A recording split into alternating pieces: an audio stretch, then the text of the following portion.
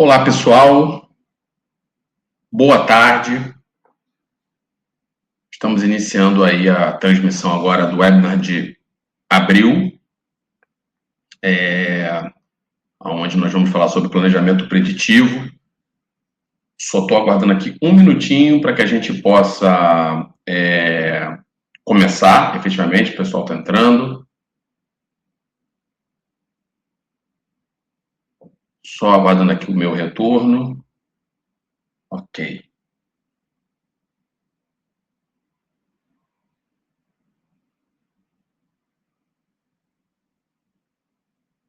Prontinho, gente. Então, seguindo aí a nossa programação, a gente vai falar hoje de um termo que é muito importante a gente conhecer os fundamentos, porque, particularmente, eu acredito muito que tudo, né, grande parte da evolução que a gente passou pelo gerenciamento de projetos, nós passamos pelo gerenciamento de projetos ao longo do tempo, partiu do que hoje nós chamamos de abordagem preditiva. Então, nosso objetivo aqui é exatamente falar sobre esse tema, onde nós vamos entender o conceito e o fundamento do planejamento preditivo em si. Então, assim, né, a ideia é como que esse tipo de abordagem responde às características do seu projeto. E um detalhe interessante, gente, eu particularmente acho que até para as pessoas que visam se desenvolver em gerenciamento de projetos, se tornar um agilista, um especialista, acho que o melhor ponto de partida da gente começar a entender essas práticas é começando por esse modelo, por essa abordagem, tá? Então, nós vamos agora começar a falar um pouquinho, né? E eu acho que o primeiro ponto que a gente precisa compreender aqui é o seguinte, né? Quais são as características do planejamento preditivo? Então, a gente está falando aqui de uma abordagem, né? Um caminho que você pode usar nas práticas de gestão de projetos, onde nós vamos usar muito dado e informação para a tomada de decisão, trazendo o quê? Efetividade e previsibilidade para o projeto. Então, se eu olho no universo de passado, presente e futuro, eu tenho dados. Ou seja, o que aconteceu, o que está acontecendo e o que vai acontecer. Então, com base nessas informações, a gente proporciona uma melhor tomada de decisão do projeto. Então, aqui, a ênfase que o planejamento preditivo dá, ela é extremamente orientada a planejamento e controle. Então, ou seja, nós planejamos escopo, cronograma, finanças, partes interessadas, riscos, e controlamos. Né? Então, até usando os termos mais técnicos, agora, do recém-lançado, né? A gente está falando de outubro do ano passado, de 2025, do PMBOK, oitava edição. Então, estamos pensando aqui nos domínios de desempenho, as antigas áreas de conhecimento, é como se nós fôssemos planejar cada uma delas de acordo com o processo que você está usando na sua empresa, né? E pensando no tailoring. E aí a gente vai criar ali um leque de ferramentas de planejamento, aonde cada planejamento vai ter o seu respectivo controle. A soma disso aqui tudo integrado representa a visão do projeto, que é muito aferido no domínio que nós conhecemos hoje, tecnicamente falando, como governança, que é a antiga área de integração. E aqui, eu costumo dizer que o planejamento preditivo, ele te permite uma tomada de decisão mais conservadora. Então, ou seja, eu estou falando de uma tomada de decisão pé no chão. Né? Assim, a ideia é, você pode ter uma tomada de risco, um grau de tolerância a risco maior, menor, mas ele vai te proporcionar ir mais firme para os caminhos a seguir. Só que aí entra numa outra questão, num contraponto. Porque você perde velocidade por conta de controles do projeto. Tá? Então, do ponto de vista de você ter a rédea do jogo, a rédea do projeto na sua mão, funciona muito bem no curto e no médio prazo. Mas olhando a longo prazo, por conta de você precisar de dado, informação e avançar na execução, você tem uma limitação. assim eu vejo o modelo preditivo. Então, como se você tivesse plano de tudo, né? E eu costumo dizer que nessa perspectiva, pessoal,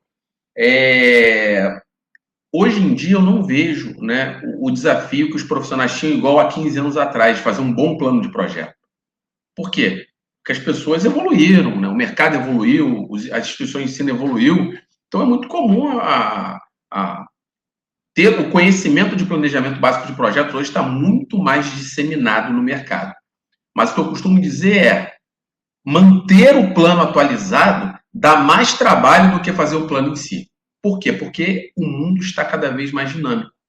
E o modelo preditivo, seguindo ali um processo ali de atualização, de revisão constante, melhoria contínua, os updates no planejamento, aí você está no plano de escopo, versão 1, daqui a pouco você está na versão 2, versão 3, versão 4, ele vai te impor uma capacidade, uma necessidade de manter isso tudo atualizado o menor tempo possível e seguindo a sua governança. Ah, Carlos, mas aí, então eu preciso atualizar todo dia? Não, gente. Às vezes você vai ter uma atualização semanal, a cada 2 dias, quinzenal, mensal, mas sempre lembrando que quanto maior for o tempo de atualização das principais informações do plano do teu projeto, mais você fica distante de ter a rédea e o entendimento do que está acontecendo na mão. Isso é muito importante deixar claro que isso é uma característica da abordagem do planejamento preditivo. Tá? Então, sintetizando, né, o que é o planejamento preditivo? A gente está falando de uma abordagem que vai utilizar dados históricos e análises estatísticas avançadas para que a gente tenha previsibilidade de resultados futuros. Tá? Eu costumo sempre dizer que uma técnica muito conhecida, principalmente para quem estudou as versões antigas do PMBOK, ali a terceira, a quarta, a quinta, é a técnica do valor agregado, ou análise de valor agregado, que é o Earned Value Management, que está associado muito, né, à parte de finanças, custos do projeto. Porque ali você faz a combinação, por exemplo, de um mix de escopo, prazo e custo, e com base em resultados que a execução do teu projeto vai gerando, você vai ser capaz de tirar uma fotografia, entender o desempenho e fazer análises para previsibilidade futura. Então, as fórmulas lá de custo, quando você estuda, né, o valor planejado, o valor agregado, né, os índices de desempenho de prazo, o índice de desempenho de custo, eles são suficientemente capazes, né, eficazes, para que você consiga entender como é que está o comportamento do teu projeto usando uma combinação estatística. E é muito legal. É uma das técnicas mais poderosas, na minha leitura, de acompanhamento, né, monitoramento e controle do planejamento preditivo. Então, por exemplo, é muito comum empreiteiras, grandes obras, projetos complexos de infraestrutura, aplicar esse tipo de técnica. Tá? Então, com isso, ao detectar, né, e ter uma previsão de desempenho, né, vai dar uma condição de antecipação de resultado e uma preparação melhor do que está por vir. Então, até um detalhe interessante, né? Quando a gente faz um plano preditivo, né, que vem de predição, né, eu acho que é uma analogia interessante, o que a gente está fazendo? A gente está tentando adivinhar ou prever o que vai acontecer no projeto no futuro. Você vai pegar um cronograma, né, que está espelhado numa EAP, numa estrutura analítica de projeto, que, na minha leitura, é a ferramenta mais poderosa do planejamento preditivo, que está associado a escopo. Então, você tem a EAP, você tem o teu cronograma, você tem o teu orçamento, que está tudo espelhado, colocando a EAP como centro do ponto de partida ali de planejamento. Você vai ter ali uma visão mais clara do que tem que ser feito e do que vem pela frente de acordo com o planejado e realizado. Então, é uma combinação que é poderosa, existem limitações, mas nós temos essa característica. E o segundo é a questão de validação do plano. O PMBOK, lá desde as versões mais antigas, é muito rígido nessa questão de que todo cliente deve aprovar sempre as últimas versões do seu plano. Porque isso, além de ser um elemento de comunicação, de manter todo mundo na mesma página, é uma chancela de que aquilo ali está válido e tem que ser respeitado. Porque aí, antes de você tomar a decisão daquela nova versão aprovada, a gente chama tecnicamente de linha de base, você tem uma chancela dizendo, é isso aí, está aprovado. Então, por isso, quando você vai um processo, por exemplo, de mudança, é muito comum você seguir todo um ritual, um processo formal, para que, se você mudar uma vírgula do projeto, você possa atualizar o seu escopo, atualizar o seu cronograma, atualizar o seu custo, após a aprovação de um colegiado ou de pessoas que têm alto poder e influência. Então, por isso que eu falo, a única certeza que você tem num projeto é que ele vai mudar. Então, nós já partimos da premissa que o teu plano vai ser atualizado e vai sofrer alteração. Tá? Agora, um detalhe interessante, nessa questão de mudança, quando você sai do modelo preditivo e vai para um planejamento ágil, lá esse processo ele tem uma flexibilidade muito maior, porque no planejamento, né, na aplicação de abordagens ágeis, você não tem um grau de formalismo ou formalização como o preditivo preconiza. Inclusive, né, o webinar de planejamento ágil já está disponível, né? A gente tem aí o planejamento nos primeiros meses do ano, a gente ter o webinar uma vez por mês, então já está disponível tanto no LinkedIn quanto no canal do YouTube, o webinar sobre planejamento ágil, que eu acho que vale muito a pena vocês assistirem os dois e compararem as principais características, tá? Bom, uma vez que você tem um domínio melhor numa visão do projeto inteiro, né, uma abordagem que eu gosto muito de usar é quando você está no modelo preditivo, você meio que planeja principalmente os elementos básicos de escopo, prazo e custo do projeto inteiro nos momentos iniciais. Então, a partir do momento que você tem uma visão do todo, o projeto sendo de 1 mês, 1 ano, 2 anos, 3 anos, mas você vai construir a visão dele todo, mesmo sabendo que projetos que têm um tempo, né, de execução e entregas muito grandes, sim, a médio e longo prazo, eles têm grandes chances de perder a viabilidade ou de sofrer alteração, porque pelo dinamismo que a gente vive no mercado hoje, principalmente. Eu brinco que há 15 anos atrás o mundo era muito mais estático, muito mais preditivo do que hoje. Mas mesmo assim essa abordagem ela ainda tem, né, uma efetividade muito interessante. Então, por exemplo, quando você tem ali um projeto que você é capaz de ver todo o trabalho a ser feito, naturalmente, num planejamento de cronograma de alocação de recursos, tomadas de decisão, contratação de fornecedor, você tende a fazer isso de uma maneira mais eficiente. Pelo simples fato de você dominar tudo que tem que ser feito e, no planejamento, identificar quais os recursos que você vai precisar. E quando eu falo recursos, vamos pensar em pessoas, recursos humanos, equipamento, material, tempo, dinheiro, fornecedor, o que vai ser terceirizado, o que não vai. Então, gente, é como se você tivesse ali o domínio, né, e o conhecimento de tudo que precisa ser feito no projeto. E com isso, com essa visão, aonde nós podemos afirmar que a gente tem um ambiente mais controlado no sentido de conhecer o que tem que ser feito. E veja, quando eu falo mais controlado, eu não estou querendo aqui dizer que o projeto vai ser fácil, mas você tem uma capacidade melhor de aplicar as práticas de gestão de riscos, tá? E aí, né, no exemplo aqui de redução de riscos, né, a gente pode pensar em riscos negativos, você fazendo uma estratégia de mitigação, onde você reduz o impacto, ou até mesmo, né, você ter ali uma ênfase em exploração e exploração e melhoria como uma estratégia de potencializar os riscos positivos, né? Tanto para o negativo quanto o positivo, o modelo funciona muito bem. Eu costumo dizer que o domínio de desempenho de risco, o PMBOK hoje, 8ª edição, né, eu particularmente acho que tem o modelo mais sofisticado de gerenciamento de riscos para um projeto, tá? Porque ele é completo. Ele vai amarrar tudo certinho, sempre ligado a um pedaço do projeto, ou uma fase do projeto, ou o projeto inteiro, e te permite uma capacidade maior de aplicar essas práticas. Agora, um detalhe interessante é que ele vai te dar um volume, um esforço muito maior de trabalhar, né, nos artefatos do gerenciamento de projetos. Lê-se os planos, as ferramentas e as técnicas.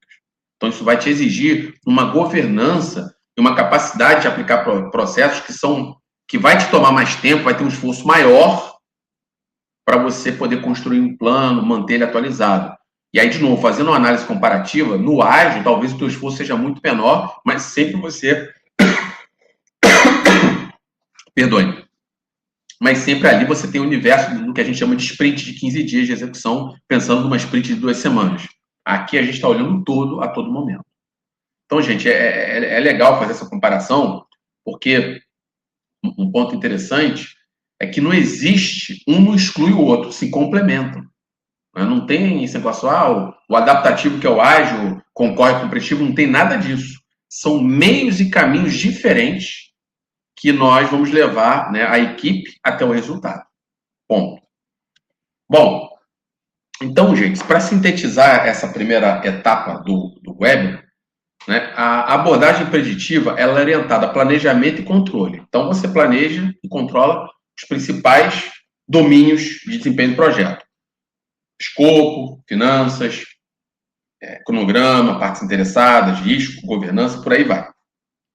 Então, aqui a gente tem uma perspectiva muito interessante. Você olha o produto final do teu projeto, um hospital, uma escola, um sistema, um produto em si que seja, né, que você está construindo, e vai focar muito no que foi feito, no que está sendo feito e no que será feito. Então, nós ficamos muito nessa perspectiva. Então, você gasta ali um tempo para tabular de maneira efetiva, à medida que o projeto avança na execução, né, e olhar para trás, os indicadores olham muito isso, olha, baseado, né, no teu desempenho na fotografia do projeto hoje, dia 30 de abril, é essa fotografia que eu tenho. Quando você pega essa fotografia, que você gera um status report, por exemplo, você está olhando tudo acumulado desde o primeiro dia do projeto até aqui, você foca no que está acontecendo e aí você olha o que vem pela frente. Tá? Então, isso é uma visão que sintetiza muito o dinamismo, né? A dinâmica da abordagem preditiva. Bem, pessoal, quando a gente está falando de ferramentas e técnicas, tá? Eu posso dizer aqui, perdão, alguns exemplos, mas eu gosto sempre de dar ênfase às que eu vejo que são muito importantes para que todos conheçam, mesmo que você não tenha ali uma aplicação direta. Então, você tem aqui os mecanismos, né, que a gente chama hoje de áreas de foco, né, que são 5. A iniciação, planejamento, monitoramento e controle, né, execução e encerramento, são áreas que têm um dinamismo, né, aplicado a todas as fases e ao projeto inteiro. Então, todos os processos e domínios de desempenho que estão ali dentro, eles estão conectados entre si, tá? Então, são engrenagens importantes. Então, acho que talvez o documento, né, a ferramenta, podemos dizer assim, mais importante, por exemplo, da iniciação é o nosso famoso termo de abertura. Você pode fazer um pitch, pode fazer ali uma apresentação com visual mais legal, mais interativo, mas o termo de abertura é um documento extremamente estratégico, porque ali você está pactuando as principais características e regras do jogo do que vai ser o projeto quando o mesmo for aprovado. Então, num processo mais formal, ter esse instrumento aplicado, esse artefato, você está garantindo uma chancela de que foi realmente compreendido pelo patrocinador ou patrocinadores e ele está dando um carimbo dizendo aprovado ou não. Tá? Quando a gente entra no planejamento, eu gostaria de citar e destacar a estrutura analítica do projeto, que é essa que vocês estão vendo, né, nesse visual aqui, um pouquinho mais alto, que é meramente um esboço, né, de uma estrutura analítica, né, que é a ferramenta que está associada ao escopo. Por que o Carlos fala toda essa ferramenta? Na minha leitura, é a ferramenta mais importante do planejamento preditivo. Por quê? Porque é dela que você vai conectar com o cronograma, com o orçamento, as finanças, vamos dizer assim, né, os riscos, as partes interessadas, né, para fazer uma boa governança do projeto. Tá? Então, quando você vai com um cronograma preditivo, tradicionalmente, né, muito usado em softwares como MS Project, Primavera, né, que são ali ferramentas mais focadas para esse tipo de cronograma, tá? Você sempre vai ter uma conexão com a EAP.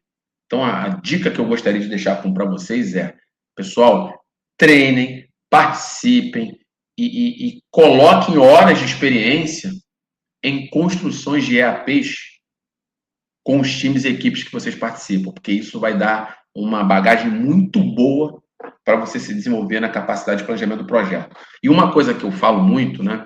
Às vezes a gente está em clientes e o cliente fala assim, não, Carlos, a gente quer que você construa, né, a tua equipe construa uma abordagem ágil para que ela seja implementada nos nossos próximos projetos. Gente, mesmo quando eu uso abordagens ágeis, eu, Carlos, sempre vou ter uma EAP. Naturalmente, quando eu faço essa combinação, aí eu estou criando algo que a gente chama de abordagem híbrida, ok. Mas para vocês verem a relevância que a EAP tem para o projeto como um todo, que é uma ferramenta visual, gráfica ou texto que você pode ter a visualização dela gráfica, com caixinha, ou textual, lista, ok, mas que ela vai ser capaz de te ilustrar todo o projeto, todo o trabalho a ser feito. Ah, Carlos, mas e se for um projeto muito grande de engenharia e infraestrutura pesada? Aí, naturalmente, gente, você não vai conseguir num Excel, num slide, por exemplo, projetar tudo. Você vai precisar de uma plotter de engenharia para conseguir ver. Vai imprimir uma plotter gigantesca, para botar aquilo numa parede, os engenheiros ficarem olhando, discutindo. Então, é meramente ali uma forma de você estruturar uma EAP. Mas, assim, aonde que ela é apresentada, aí é meio, tá certo? Assim, a parte de contratos, né, eu acho que também, né, hoje, né, foi incorporado pelo domínio de desempenho de finanças, né, e existe um apêndice no final do PMBOK 8 que fala só sobre aquisições, né, é um instrumento que é importante, principalmente para a gente ter a conexão com terceiros no nosso projeto. Tá certo? Então, eu destaquei aqui algumas ferramentas, mas eu acho que vale muito a pena vocês pesquisarem, né, se desenvolverem, né, no site do Ricardo Vargas tem um material muito bom, prático, para você entender e produzir uma EAP. Vale muito a pena vocês darem uma olhada. Já compartilhei em posts passados também esses links, mas vale muito a pena vocês conhecerem isso. Bom, eu queria dar um exemplo aqui de dois tipos de projeto. Primeiro, para a gente entender a importância de previsibilidade de dado para tomada de decisão. Tá? Então, esse primeiro projeto aqui, eu descaracterizei ele, não estou dizendo nome de empresa, nada, mas é meramente um projeto que já existiu, que é um projeto ligado à tecnologia. Tá? É uma solução, tá? Da nuvem, em que você, a partir de análise de dado, né, buscava ali ter uma previsão melhor de vendas, olhando, por exemplo, o comportamento de dados históricos de consumo, tendência de mercado. Aí você vai usar ali, poxa, o cliente está comprando muito mais esse produto por conta dessa tendência, aquela coisa ali. Aí isso, para quem produz em escala, vai ajudar o quê? Primeiro, otimizar estoque, cadeia de suprimentos, solicitação sob demanda. Então, assim, vai ter vamos dizer assim, um empenho, um desembolso mais efetivo do que se ele não tivesse essa visão de dados. Então, hoje, a própria inteligência artificial proporciona excelentes modelos para fazer previsibilidade, por exemplo, de dado. Percebe? Então, isso é um exemplo de que com dados a gente pode tomar melhor a decisão. E o modelo preditivo, ele faz exatamente isso. Eu estou fazendo só uma análise de uma solução tecnológica com que o modelo preditivo de gerenciamento de projetos se propõe a fazer. Então, naturalmente, gente, é uma frase que é simples, ela já é conhecida há muito tempo, mas ela fica cada vez mais óbvia. Porque quando você fala em grau de incerteza do escopo do seu projeto, né, tem uma analogia que eu gosto de falar, uma técnica que aparece lá nas primeiras edições do PMBOK, chamado o quê? Planejamento de ondas sucessivas, ou Whole Wave Planning. É uma linha que você usa o conceito de que o projeto ele é elaborado progressivamente. Ou seja, quanto mais você avança no projeto, mais você compreende o produto e te dá uma condição de planejar, executar, controlar e entregar melhor. Então, os dados, eles nos ajudam, à medida que a gente avança, a entender melhor e desenvolver essa capacidade de planejar, executar, monitorar e controlar, entregar melhor. E eu acho que um ponto muito bacana, gente, tem uma figura muito famosa no guia, Gepenbock, que ele mostra assim, o custo de uma mudança versus o tempo. Então, ou seja, quanto mais o projeto se aproxima do final, mais caro é a mudança. Por quê? Porque você vai impactar todo um legado, um passivo de entregas já construídas e aprovadas. Percebe? Até que aquilo ali vire efetivamente ali um ativo, né? O resultado em si, o projeto concluído. Tá certo? Então, eu fiz aqui uma analogia de solução tecnológica com a característica da abordagem preditiva, tá? Para vocês verem a importância de ter uma boa governança, uma boa disciplina, trabalhar com dados de qualidade, com alto grau de confiabilidade. Então, assim, é um exemplo que eu falo muito, isso quando eu estou dando palestra ou com os alunos nos MBAs, mas assim, você tem lá um cronograma preditivo, extremamente detalhado e bem feito. Quando você vai para a atualização, pessoal, não é qualquer recurso chegar lá e falar assim, não, vou botar aqui 35% de avanço físico dessa atividade. O outro vai lá e bota 70%, o outro vai lá e bota 90%. Aí os 10 que botar para acabar, ele leva 4 vezes mais do que levou para fazer 90%. Então, primeiro ponto, o critério e a forma com que você imputa dados nas suas ferramentas de controle do projeto, ele vai qualificar ou não a tomada de decisão. Então, assim, não é porque você tem o melhor sistema do mundo, o melhor software, que tudo vai funcionar. Não, você tem que garantir que o input do dado que é feito por pessoas, pelos recursos humanos, tem uma qualidade da informação. Porque senão, gente, na hora que você vai gerar um status report, não adianta de nada se o dado estiver com a qualidade baixa. Então, é a mesma lógica que a gente está falando aqui no exemplo de tecnologia.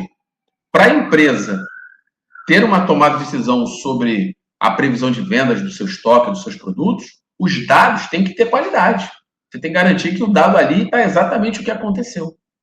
Então, hoje, isso também, para o uso de IA, é extremamente vital. Né? Você tem que ter toda a parte de segurança de informação, compliance, ok, mas a qualidade dos dados. Porque senão, a tua solução vai ser envezada. E aí, gente, o outro exemplo que eu queria dar, aí, de um projeto de obra ligado à construção civil, muito usado, muito aplicado, né? Um tipo de setor do mercado que usa muito a abordagem preditiva, por 3 grandes características. Porque são projetos que geralmente precisam de planejamento e controle. Então, um dilema que você tem é até onde vai o detalhamento ou o grau de aprofundamento do meu plano. Porque assim, se você começar a planejar no nível de detalhe, aquilo ali pode ser mais caro do que a execução. Então, ter essa dosagem, na minha leitura, é algo importantíssimo para você entender na sua organização. Aí você fala assim, Carlos, mas os PMOs de hoje, como é que eles fazem para ter uma metodologia única para a empresa inteira, por exemplo? Já gravamos um webinar sobre PMO e VMO também.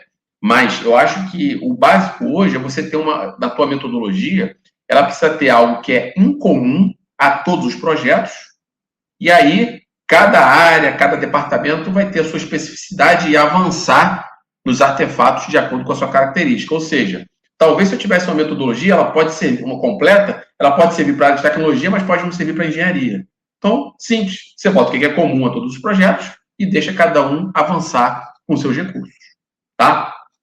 E aí, voltando, na construção civil, por exemplo, licitação pública, que é lei, você tem que aplicar o instrumento da lei de licitação pública, quando você é uma empreiteira, por exemplo, que vai atender uma licitação pública de uma obra do governo, não tem conversa, é lei.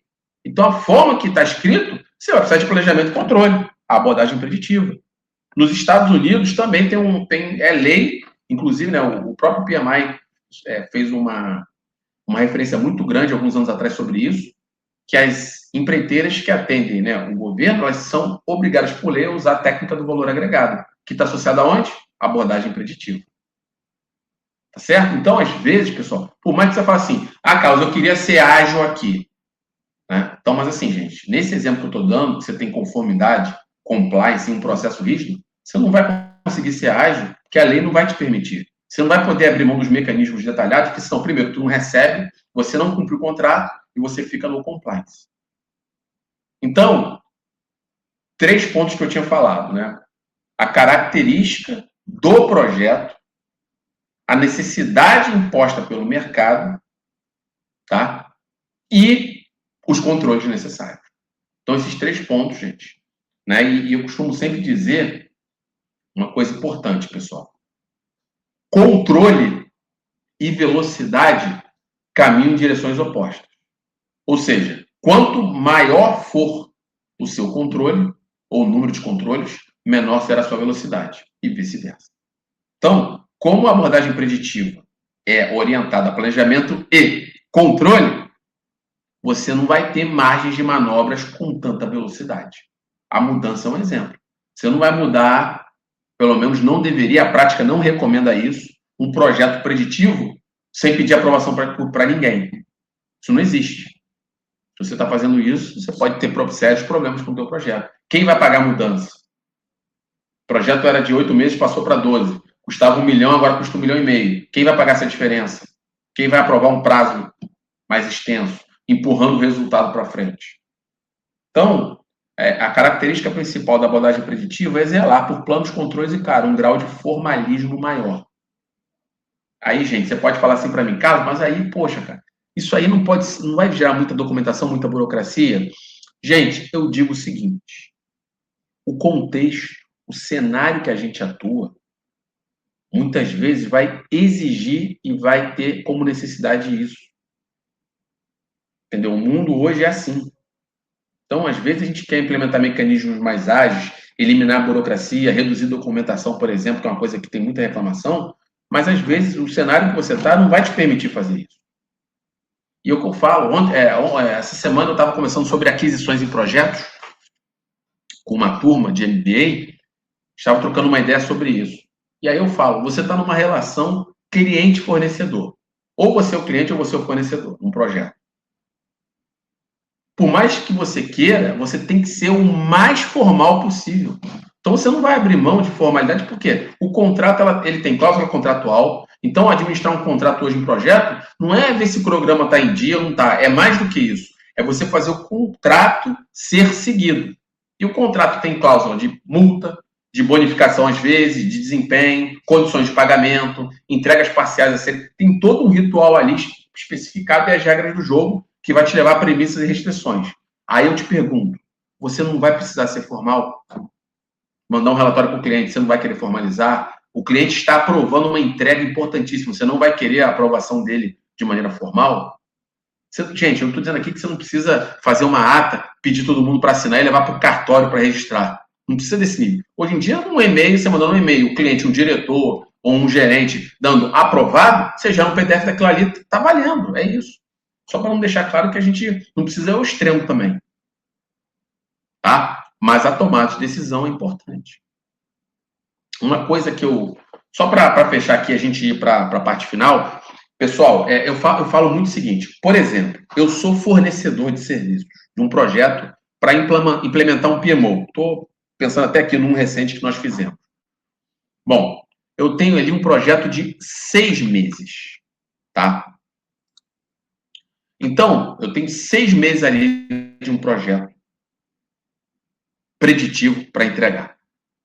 Aí, olha o que acontece. No meu contrato, ele diz o seguinte, a cada mês que passar, o projeto vai ser medido, as entregas aprovadas, né? E a medição aprovada para você gerar nota fiscal. O que é muito comum, acho que essa relação cliente-fornecedor é geral. Bom, passou o mês 1.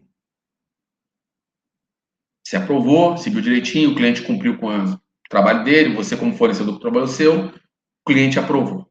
E assim vai sendo. Aí o mês 2 atrasa um pouquinho, mas aí no mês 3 você recupera, mês 4, mês 5. Chegou no 6º mês, que é o último mês do projeto. Então, qual é a lógica aqui? Né?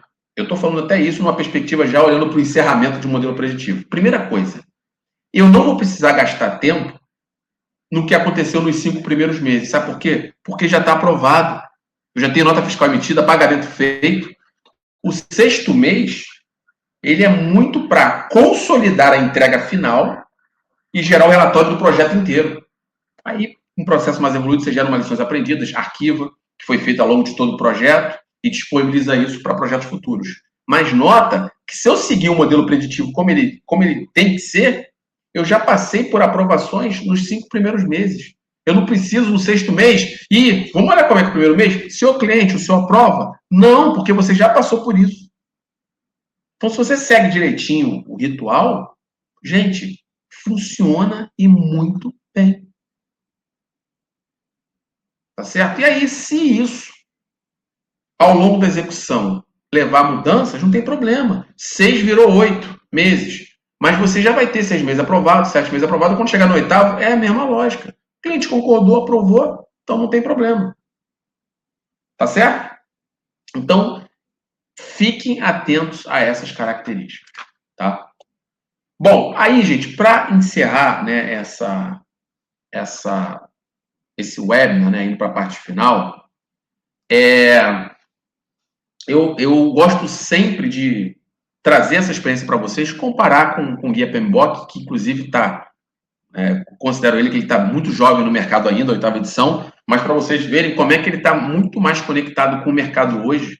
Claro que é para isso que tem a atualização, do que a gente acha, né? Então, aqui, quando você entra nessa questão de valor, nós falamos muito disso no webinar de PMO e VMO, tá? Mas o PMBOK 8, ele enfatiza muito essa questão de adaptabilidade das abordagens, preditiva, ágil e híbrida. Aqui a gente está falando da preditiva, tá? Mas o planejamento preditivo, ele tem muito essa relação com o que a gente chamava lá atrás, para o pessoal mais antigo, de waterfall ou cascata. Porque pensa lá na EAP. Você vai fazendo fase 1, fase 2, fase 3, fase 4, fase 5, mas até podendo executar várias fases em paralelo, se a natureza do teu projeto permitir, tá? Mas ele tem uma perspectiva de decomposição. Então, eu brinco que um projeto é um problemão. Aí você vai criar probleminhas facilmente gerenciáveis. Por isso que você planeja tudo, detalha tudo e liga a execução, tá? Aí a questão é o seguinte, quando a gente fala de abordagem ágil, tipo Scrum, por exemplo, você tem muito ali quando você se certifica como Scrum Master, estuda. A sprint a cada 15 dias vai entregar algo de valor para o cliente.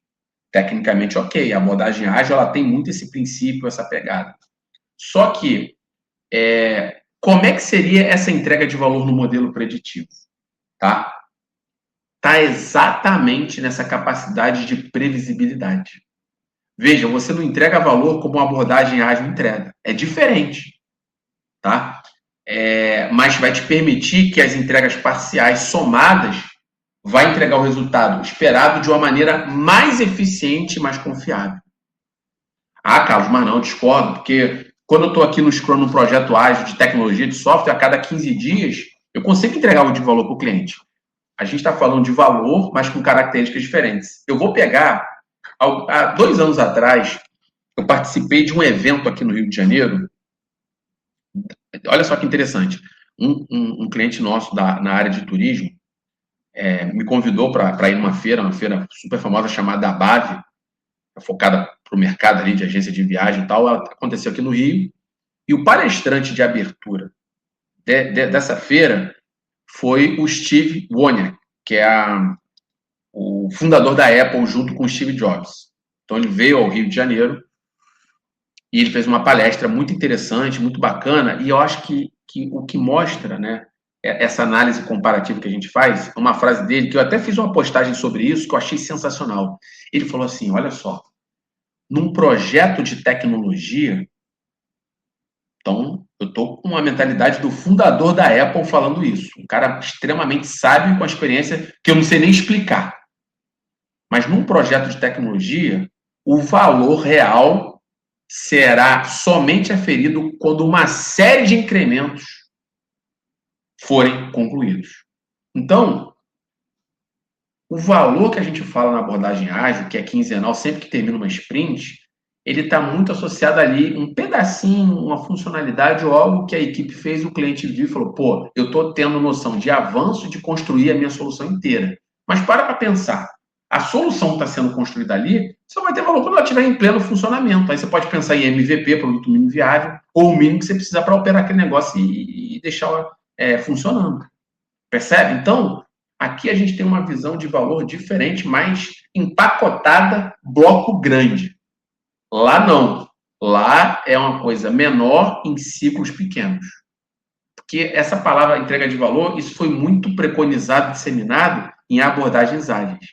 Só que agora o PMBOK falou, não, aqui o valor é dessa forma. Eu achei isso sensacional, porque às vezes explicar isso, antes de ter esse empacotado no PMBOK, gente, que a gente já tem esse discurso já há muito tempo, esse entendimento, não é fácil.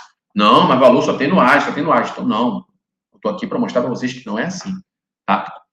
Então, o planejamento preditivo, né, dentro dessas diretrizes do guia PMBOK 8, ele desenvolve a capacidade de uma equipe navegar pela complexidade, transformar dados, né, em insights, tomada de decisão, melhorias de planos, né, e entregar um valor de forma consistente e impactante nessa perspectiva. Tá? Bom, pessoal, eu primeiramente queria agradecer aqui mais uma vez a presença de vocês nesse webinar. Encerro, né, da mesma forma que tenho falado muito dessa importância dos profissionais de projetos hoje em ter essa capacidade de adaptação de acordo com o contexto, usando o melhor do que o preditivo tem a oferecer, o melhor que o adaptativo tem a oferecer, o melhor, né, a abordagem híbrida que combina o melhor dos dois, para que as empresas tenham melhores soluções de gestão de projetos. Tá certo?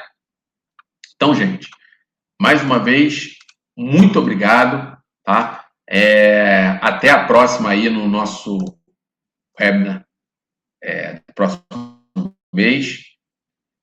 Espero que vocês tenham gostado, né? É uma coisa que eu falo muito, pessoal. Mandem mensagem no LinkedIn, comentem, compartilhem, que aí vocês ajudam aí a gente a ampliar o nosso engajamento e essa troca de experiência. Ok, pessoal? Então, muito obrigado e até a próxima.